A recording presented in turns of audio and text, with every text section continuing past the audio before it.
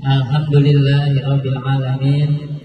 Wassalatu wassalamu ala asyrafil anbiya wal mursalin wa ala alihi wa sahbihi ajmain. Rabbi shrah li sadri wa yassir li amri wa hlul 'uqdatam min lisani yafqahu qawli, amma ba'd. Yang saya hormati Ustazah Syarah, yang saya hormati Ustazah Umia atau Bumia, para anak-anak semuanya, para ibu-ibu, mudah-mudahan kita senantiasa dirahmati oleh Allah Subhanahu wa taala. Amin ya rabbal alamin. Masya Allah. Apa kabarnya pagi hari ini?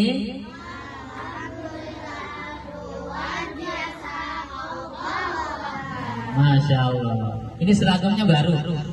Iya, Masya Allah. Ya, yang apa juga seragamnya baru ini. Alhamdulillah.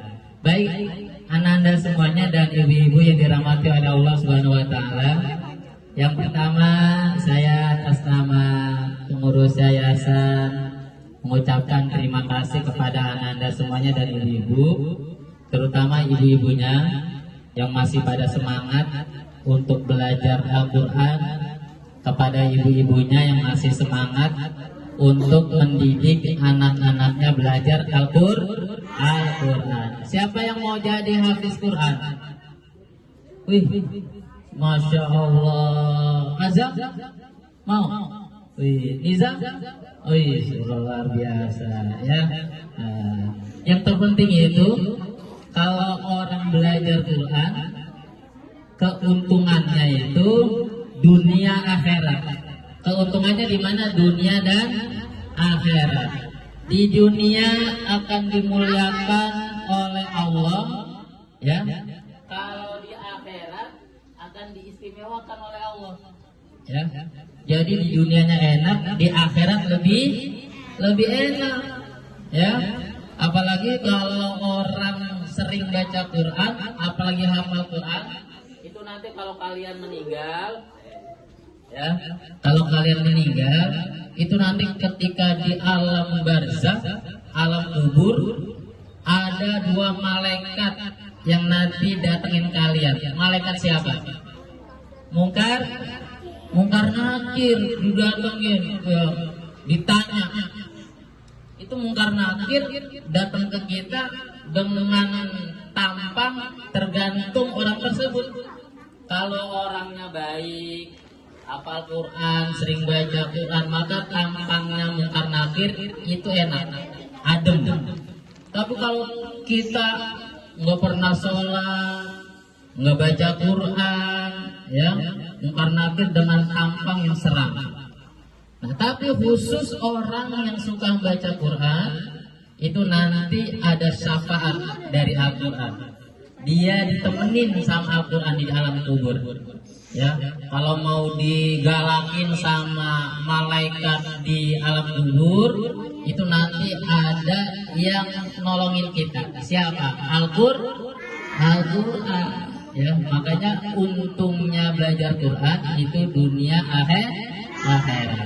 Nah, Anda semuanya dan ibu-ibu, ya, ada satu ulama hebat namanya Imam Malik bin Anas.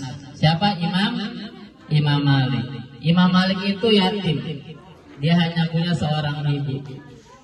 Imam Malik kalau mau ngaji sama gurunya, itu dikasih pesan sama ibunya begini. Anakku, sebelum belajar, ya, tolong pakai baju yang terbaik. Pakai baju yang terbaik, karena kamu akan belajar Al-Quran, ketemu oleh kiai, ketemu oleh syekh, maka yang pertama, ya, tampilan fisiknya dibenerin, ya. Jangan kalau maju pakai kaos, kagak mandi, bau ketek, ya. Ada di sini. Ya, muridnya Ustazah saya ada yang nggak mandi, nggak kan? Ya, pakai baju yang paling rapi, ya. Jangan baju tidur dibuat untuk sekolah, dibuat untuk ngaji, ya. Terus kata ibunya Imam Malik, ya, yang pertama pakai pakaian yang terbaik. Yang kedua, anakku, kalau mau belajar sama guru, sama syekh, yang pertama tolong kamu harus ambil adabnya dulu sebelum kamu ambil ilmunya. Akhlaknya dulu kamu ambil dari ustazah. Kamu ambil akhlaknya dulu sebelum kamu ambil ilmunya. Ya. Siapa di sini yang mau jadi anak berakhlakul karimah? Mau? Alhamdulillah. Kalau ananda ini, kalau akhlaknya baik, pasti orang tuanya senang. Senang nggak Bu? Senang punya anak akhlaknya baik? Senang, ya. Apalagi ibu-ibu, ya. Apa namanya, investasi yang paling berharga buat anak kita itu adalah pendidikan anak, ya. Jadi ibu-ibu jangan dari sekarang mikirin buat apa namanya, rumah buat anak, tanah buat anak, kontrakan buat anak, jodoh buat anak, jangan dipikirin dulu Bu, ya. Karena yang paling penting sekarang ini mikirin pendidikan anak, ya. Itu yang paling penting, pendidikan anak. Karena kalau saya tuh sering bilang di kampung saya, ya, dari sekarang kita itu investasi yang paling penting pendidikan anak. Kita nggak kebayang ya Ibu, kalau nanti kita di usia 50-60 tahun, ya. Makanya investasi pendidikan itu investasi jangka panjang, bahkan dunia akhirat. Kita nggak kebayang kalau kita sudah 60 tahun. Ibu bayangin ya, udah 60 tahun udah kayak apa?